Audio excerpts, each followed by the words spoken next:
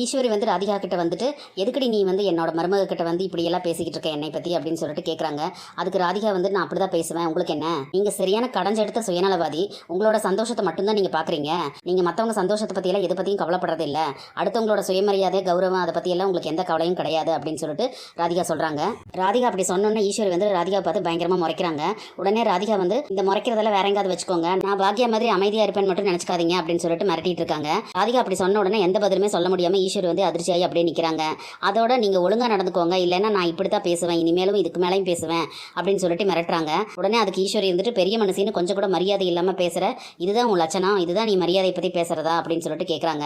அதுக்கு ராதிகா உடனே நான் மரியாதையாக இப்போ பொறுமையாக தான் பேசிக்கிட்டு இருக்கேன், இல்லைன்னா இதை விட நான் மோசமாக பேசுவேன், அவ்வளோதான் சொல்லிட்டேன் அப்படின்னு சொல்லி கண்டபடி பேசி விட்டுறாங்க. அப்போ இனியா வந்து அந்த நேரம் பார்த்து அங்கே வராங்க. என்னாச்சு பாட்டி, என்ன பிரச்சனை அப்படின்னு சொல்லிட்டு ஈஸ்வரி கிட்ட கேட்குறாங்க. இல்லையே சும்மா தான் பேசிக்கிட்டு இருந்தோம் அப்படின்னு சொல்லிட்டு ராதிகா வந்து அப்படியே சமாளிக்கிறாங்க. அதுக்கப்புறம் கொஞ்சம் நேரம் கழிச்சு ராதிகாவும் கோபியும் ஹாலில் உட்காந்து ஒன்றா பேசிக்கிட்டு இருக்காங்க. அப்போ ஃபோனில் எதையோ பார்த்து ஆர்டர் போட்டு வாங்கலாம் அப்படிங்கிற மாதிரி எதையோ பேசிக்கிட்டு இருக்காங்க. இவங்க ரெண்டு பேரும் இப்படி உட்காந்து பேசிட்டு இருக்கிறது வந்து கிச்சன்லேருந்து ஈஸ்வரி எல்லாத்தையும் பார்த்துட்டே இருக்காங்க. என்னமோ இவ காசில் வாங்குற மாதிரி சொல்கிறா, என்ன திமுறை என் பையன்கிட்ட அதை இதையும் வாங்குறதுக்காக பேசிக்கிட்டு இருக்கா பாரு, என்னமோ இவ காசு போட்டு வாங்குற மாதிரி அப்படின்னு சொல்லி வாய் விட்டே பேசி திட்டிக்கிட்டு இருக்காங்க. அதை பார்த்து பாக்யா வந்து அவங்க சம்பாதிக்கிறாங்க, அவங்க வாங்கிக்கிறாங்க, உங்களுக்கு என்ன அத்தை அப்படின்னு சொல்லி பாக்யாவும் அதுக்கு தகுந்த மாதிரி பதிலடி கொடுக்குறாங்க. அந்த நேரம் பார்த்து கோபியோட ஃப்ரெண்டு வந்து அங்கே வராரு. எல்லாருமே வந்து வாங்க அப்படின்னு சொல்லி உள்ள கூப்பிட்டுட்டு எப்படி இருக்கீங்க என்ன எது நல்லா கேட்டு பேசிகிட்டு இருக்காங்க. அப்போ அவர்கிட்ட சாப்பிட்டுட்டு தான் நீங்கள் போகணும் அப்படின்னு சொல்லிட்டு ஈஸ்வரி சொல்கிறாங்க. அவரும் சரின்னு சொல்லிட்டு சாப்பிட்றதுக்காக வந்து உட்கார்றாரு. உடனே ஈஸ்வரி இருந்துட்டு கோபியோட ஃப்ரெண்டு கிட்ட நீ வந்து கோபியை முன்னால் பார்த்ததுக்கும் இப்போ பார்த்ததுக்கும் நிறைய வித்தியாசம் இருக்கா அப்படின்னு சொல்லிட்டு கேட்குறாங்க. இருக்குமா அப்படின்னு சொல்லிட்டு அவரும் சொல்கிறாரு. உடனே ஈஸ்வரி இதுதான் சாக்குன்னு சொல்லிட்டு என் பையன் இந்த வீட்டுக்கு வந்ததுக்கு அப்புறமா தான் நிம்மதியாகவே இருக்கான் அப்படின்னு சொல்லிட்டு ராதிகாவை வம்புக்கு இழுக்கிறாங்க. உடனே ராதிகா இருந்துட்டு இவங்க ஃப்ரெண்ட்ஸ் ரெண்டு பேரும் ரொம்ப நாள் கழிச்சு மீட் பண்ணியிருக்காங்க, அவங்க போய் தனியாக பேசிட்டோம் அப்படின்னு சொல்லிட்டு ராதிகா சொல்கிறாங்க. ராதிகா அப்படி சொன்னது கோபியும் ஆமாம்மா ஃப்ரெண்டோட போய் நான் தனியாக கொஞ்சம் நேரம் பேசிட்டு வரேன் அப்படின்னு சொல்லிட்டு அவரும் போகிறாரு. அதுக்கப்புறம் ஈஸ்வரி வந்துட்டு வேணும்னு தானே இப்படி எல்லாம் நீ பண்ணுற அப்படின்னு சொல்லிட்டு ராதிகா பார்த்து கேட்குறாங்க. ராதிகாவும் சளைக்காமல் ஆமாம் நான் சொன்னது அப்படி தான் அப்படின்னு சொல்லிட்டு அவங்களும் சொல்கிறாங்க. அதை கேட்ட ஈஸ்வரிக்கு வந்து பயங்கர டென்ஷன் ஆயிடுது. உடனே பாக்யாவை பார்த்து முறைக்கிறாங்க.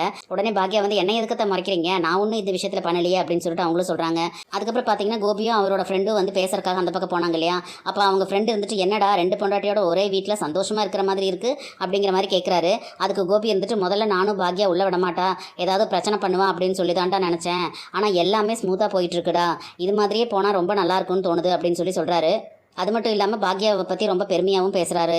கோபி வந்து அவரோட ஃப்ரெண்டு கிட்ட இப்படியெல்லாம் பேசிட்டு இருக்கிறத வந்து ராதிகா வந்து மறைஞ்சு நின்று கேட்டுக்கிட்டு உள்ளே போயிடுறாங்க. சரின்னு சொல்லி கொஞ்சம் நேரம் கழிச்சு கோபியோட ஃப்ரெண்டு செந்தில் வந்து கிளம்பி போயிடுறாரு. அதுக்கப்புறம் எழில் வந்து அமிர்தாவை கூட்டிகிட்டு இங்கே வீட்டுக்கு வராரு. எழில பார்த்த உடனே பாக்யா இருந்துட்டு இப்போ தான் நான் உன்னை பற்றி நினச்சிட்டு இருந்தேன், அதுக்குள்ளே சரியாக நீயே வந்துட்டுடா அப்படின்னு சொல்லிட்டு இருக்காங்க. அதுக்கப்புறம் கொஞ்சம் நேரம் கழிச்சு எல்லாரும் பேசிட்டு இருக்கும்போது ஈஸ்வரி கோபி எல்லாருமே வந்து வழக்கம் போல் எழில வந்து மறுபடியும் இந்த வீட்டுக்கே வந்துடுடா, குடும்பத்தோட எல்லாரும் ஒன்றா இருக்கலாம் அப்படின்னு சொல்கிறாங்க. ஆனால் பாக்யா உடனே எழில் வந்து எதுக்காக வெளியே போனானோ அந்த விஷயத்தை முடிச்சுட்டு சாதிச்சுட்டு தான் இந்த வீட்டுக்குள்ளே வரணும் அப்படின்னு சொல்லிட்டு எப்போ போல பேசுறாங்க. நீங்க யாரு சொன்னாலும் என் பையன் வந்து அதை கேட்க மாட்டான், அவன் என் பேச்சு தான் கேட்பான் அப்படின்னு சொல்லி பாக்யா சொல்றாங்க. பாக்யா அப்படி சொன்னதை கேட்டோன்னே ஈஸ்வரிக்கு வந்து பயங்கர கோவம் வந்துருது. பாக்யாவை பார்த்து அப்படியே முறைக்கிறாங்க. இப்போ கொஞ்சம் நேரம் கழிச்சு ராதிகாவும் கோபியும் ரூம்குள்ளே போயிடுறாங்க. ரூம்குள்ளே போய் உட்காந்து பேசிக்கிட்டு இருக்கும்போது கோபி வந்து ரொம்ப நாள் கழிச்சு நான் வந்து என்னோட ஃப்ரெண்டை பார்த்துருக்கேன், அவங்ககிட்ட நிறைய விஷயத்த சந்தோஷமாக பேசினேன் அப்படிங்கிற மாதிரி சொல்லிக்கிட்டு இருக்காரு.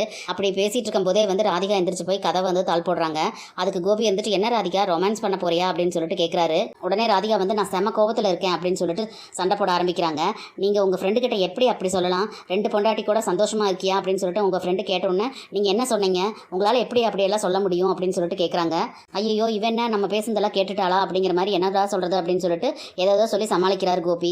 கோபிக்கு வந்து நிலையான புத்தியே இல்லை. இப்போ வந்து கோபிக்கு ராதிகாவும் வேணும் பாக்யாவும் வேணுங்கிற மாதிரி நடந்துகிட்டு இருக்காரு. ஆனால் பாக்யாவோட அருமை தெரிஞ்சதுனால பாக்யாவை பற்றி பெருமையாக பேசிக்கிட்டு இருக்காரு. அதை கேட்குற ராதிகாவுக்கு தான் வந்து கடுப்பாகுது. இனி என்னெல்லாம் நடக்க போகுதுன்னு சொல்லி நம்ம பொறுத்திருந்து பார்க்கலாம் ஃப்ரெண்ட்ஸ். நம்ம வீடியோ பிடிச்சிருந்தா லைக் பண்ணி சப்ஸ்கிரைப் பண்ணுங்கள். தேங்க்யூ.